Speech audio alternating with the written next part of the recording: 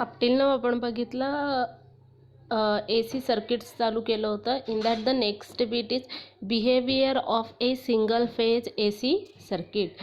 मग आतापर्यंत आपण काय बघितलं, the basic concept of a single phase AC circuit बघितला.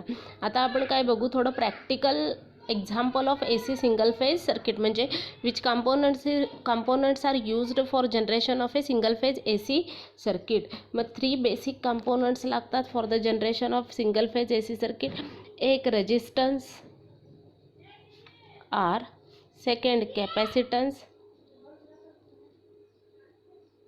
which is C, and third one is a inductance. म्हणजे any AC generation circuitry consist these 3 basic components. Okay, नाव आता आपण बघूयात ह्या 3 बेसिक कंपोनंट्स पासून how AC signal will be generated separately. Okay, मग त्याला म्हणायचं प्युअरली रेजिस्टिव्ह AC सर्किट. म्हणजे इन प्युअरली रेजिस्टिव्ह AC सर्किटमध्ये जो सर्किट AC सिग्नल जनरेट करतो, अल्टरनेटिंग करंट जनरेट करतो, that circuit consist only resistance. त्याला प्युअरली रेजिस्टिव्ह AC सर्किट म्हणायचं. दुसरं प्युअरली कॅपॅसिटिव्ह AC सर्किट. आणि थर्ड वन आहे purely inductive AC circuit.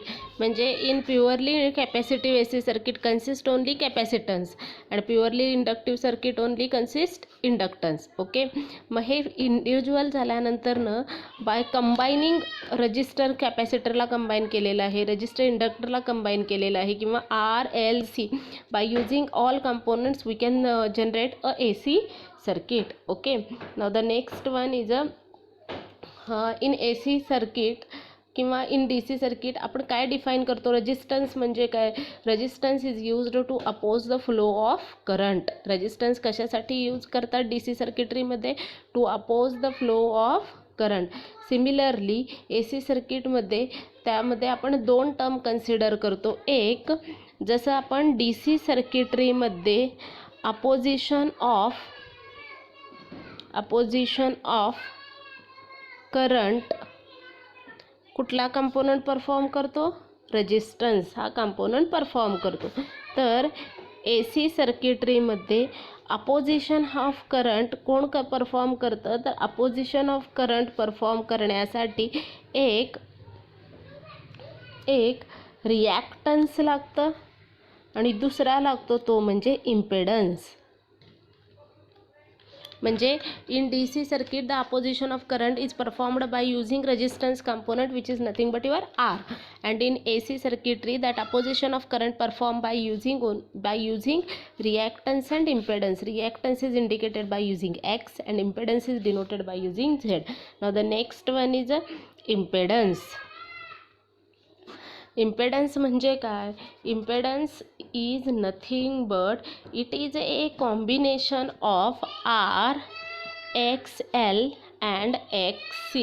It is a combination of resistance and reactance is nothing but a impedance.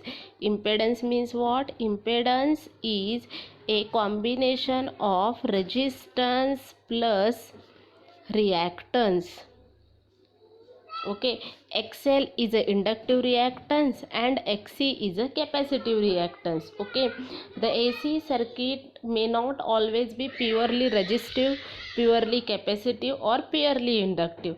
It contains the combination of these elements. म्हणजे AC circuitry हा फक्त resistive नसतो किंवा फक्त capacitive circuitry नसतं किंवा फक्त इंडक्टिव्ह सर्किटरी नसतं.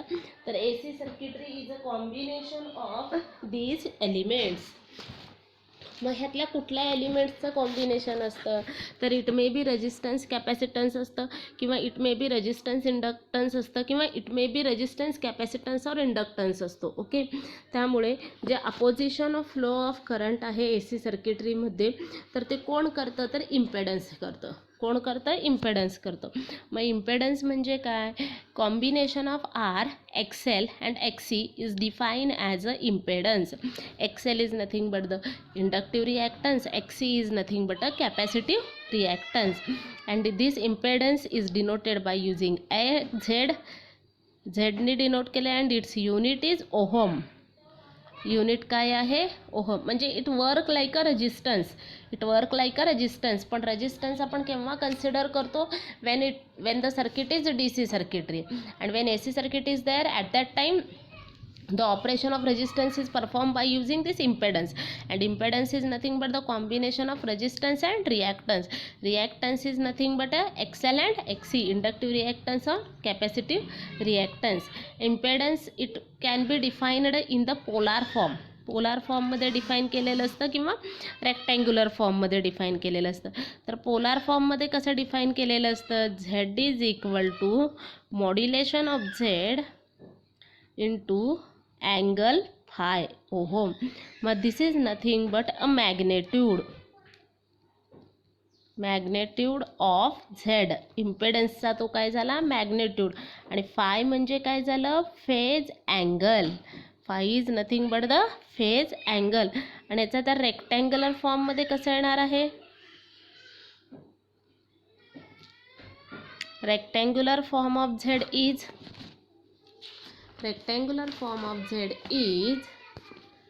Z is equal to R plus JX. R plus JX. This R is nothing but a resistive part.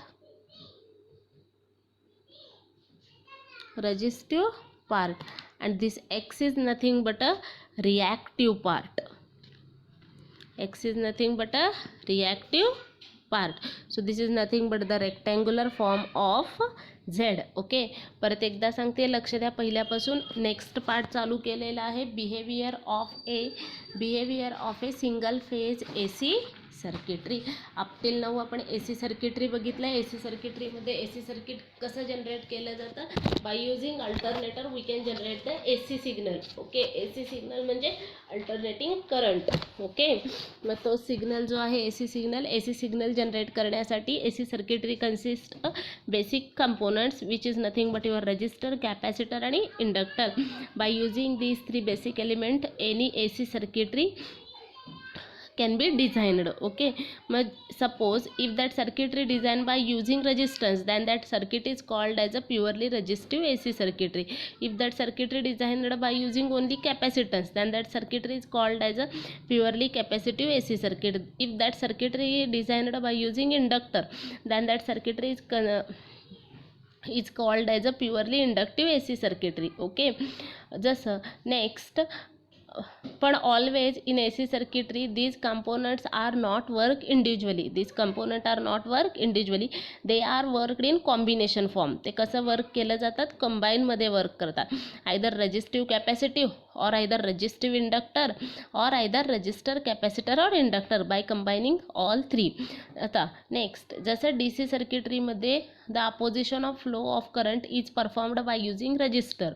Register हा कंपोनंट कशासाठी यूज केला जातो? In DC circuitry to oppose the flow of current करण्यासाठी केला जातो. Similarly AC सर्किटरीमध्ये हे operation कुणा through perform केलं जातं? इम्पेडन्स थ्रू किंवा reactance through.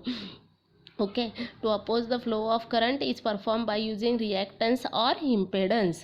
Okay, now the next, impedance म्हणजे काय?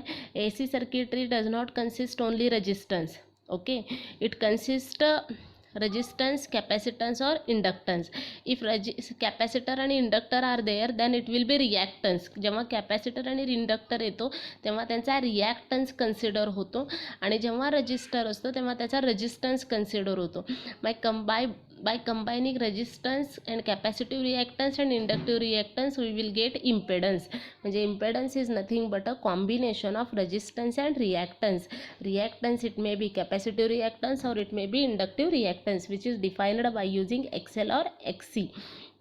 and impedance is denoted by using Z and its unit is ohm. Okay, and its polar representation is Z is equal to modulation of Z angle phi.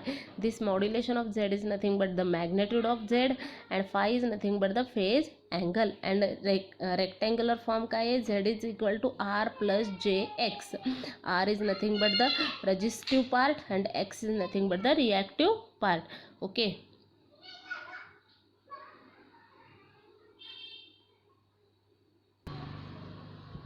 Now the next one is a AC circuit containing only resistance. Okay, means what? आता next bit चालू करू, which is nothing but our first bit, AC circuit which consists only resistance. Okay, that circuit is called as a purely resistive AC circuit. So this is nothing but the figure which consists. So this is a AC circuitry. ह्याच्यामध्ये हा फक्त resistor component connect आहे. रजिस्टरच्या across voltage connect आहे, AC voltage which is V is equal to V M sine omega T. म्हणजे काय? It consist of a AC voltage source which is V is equal to V M sine omega T and this voltage is applied across the resistor R which is connected in series with this voltage source. Okay, मग figure B is nothing but input output नाही आहे, sorry, input current and voltage waveform of that input voltage and current waveform of this resistance circuitry. So आता आपल्याला ह्या सर्किटरीचं analysis करायचं आहे. काय analysis करायचं आहे? To check the performance of voltage and current waveform, phasor diagram and power in resistive AC circuitry. म्हणजे ह्या सर्किटरीचं आपल्याला 3 फॉर्ममध्ये ॲनालिसिस करायचं आहे. एक व्होल्टेज आणि current waveform, second one is a phasor diagram and third one is a power in resistive AC circuitry. In that first one is a voltage and current waveform. So for voltage and current waveform and its equation, consider this circuitry which consists one AC voltage source and one resistance. Okay, this voltage source V is equal to Vm sin omega t and across this resistor current is flowing. Now refer this figure and instantaneous voltage across the resistance is nothing but a VR. रेजिस्टन्सच्या across मधलं flow होणारा किंवा voltage drop जो आहे तो काय असणार आहे? VR असणार आहे. So VR is equal to V M sine omega T. Why VR is equal to V? Because ह्या सोर्सच्या अक्रॉस हा रेजिस्टर सिरीजमध्ये कनेक्ट आहे. म्हणजे जे काही इनपुट व्होल्टेज असणार आहे ते सगळंच व्होल्टेज ह्या रेजिस्टरच्या अक्रॉस ड्रॉप होणार आहे. So VR is equal to V M sine omega T. Next apply ohm's law on above equation. मग ओहम्स लॉ कशासाठी अप्लाय केला? आपल्याला करंट काढायचं आहे. म्हणजे ह्या व्होल्टेजच्या इक्वेशनवरनं करंट किती फ्लो होतो हे काढायचं. मग आय इज इक्वल टू काय सांगतं? V is equal to I R, then I is equal to V upon R. म्हणजे V R upon R is equal to V M sine omega T upon R. Okay, now this VR is nothing but IR is equal to VM upon R is nothing but I am sin omega t. So this is nothing but your equation number 2 and this is nothing but your equation number 1. Now from equation 1 and from equation 2 we can conclude that from equation 1 and 2 we can conclude that first part, the purely resistive circuit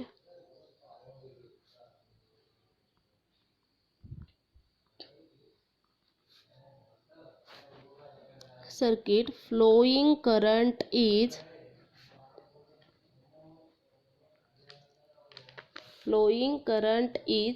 sinusoidal.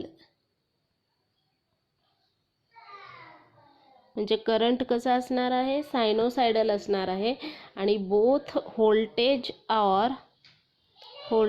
And current are in phase quantity in phase to each other. म्हणजे same फेजमध्ये असणार आहेत. V is equal to VM sine omega t कसं आहे तसं I is equal to IM sine omega T. म्हणजे first parameter आपल्याला काय कन्क्लूड झालं ह्या इक्वेशनवरनं, तर current flowing through pure resistive circuit is sinusoidal current असणार आहे. आणि सेकंड काय कन्क्लूड झालं, बोथ व्होल्टेज अँड करंट हे इन फेज क्वांटिटी आहेत. This parameter are concluded from above equation. Now next one is a phasor diagram. Phasor diagram कशी असणार आहे next, phasor diagram. The phasor diagram for purely resistive AC circuit is same. Both current आणि voltage same असणार आहे, त्यामुळे V and I both are in same direction. There is no any phase difference between current are in phase, same phase. म्हणजे ज्या डायरेक्शननी voltage flow होणार आहे त्याच direction, ज्या डायरेक्शननी करंट फ्लो होणार आहे त्याच डायरेक्शननी व्होल्टेजसुद्धा फ्लो होणार आहे. म्हणजे both are in phase quantity. म्हणजे in between current and voltage pi is equal to किती असणार आहे, 0 degree. So this is nothing but the phasor diagram of your purely resistive circuit. Now the next one, impedance of purely resistive circuitry. In impedance of purely resistive circuit is impedance काय असणार आहे, Z is nothing but काय सांगितलं, resistance plus JX. जे म्हणजे रिॲक्टन्सचा part आहे, हे rectangular फॉर्ममध्ये R आणि X म्हणजे रिॲक्टन्स आला. ही इथं प्युअरली रेजिस्टिव्ह सर्किट आहे, सो दॅट रिॲक्टन्स प्रेझेंट असणार आहे का, नाही, reactance is absent. So Z is equal to R which is defined in ohm, which is indicated by using ohm. So this is nothing but your purely resistive circuit consist impedance. Impedance किती असणार आहे, फक्त R एवढा impedance असणार आहे, कारण purely resistive circuit आहे. हा रिॲक्टन्स पार्ट काय असणार आहे, अब्सेंट असणार आहे. रिॲक्टन्स पार्ट अब्सेंट असल्यामुळे Z is equal to R which is denoted by using ohm. Next, power.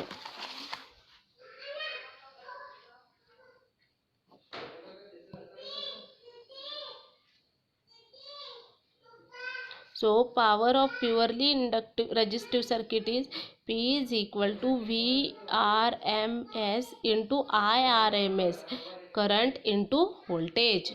So this is nothing but the product of RMS value of voltage and the product of RMS value of current is nothing but the average power. Average power म्हणजे काय असणार आहे, RMS value of voltage to current. Product of RMS value of voltage to current is nothing but a power, energy. Now the next bit is energy. E is equal to power into T. Power into T. म्हणजे in the purely resistive circuit the energy flow in unidirectional. The energy flow in only one direction from the source to load. म्हणजे सोर्सपासून लोडपर्यंत हा energy एकाच डायरेक्शननी flow होणार आहे.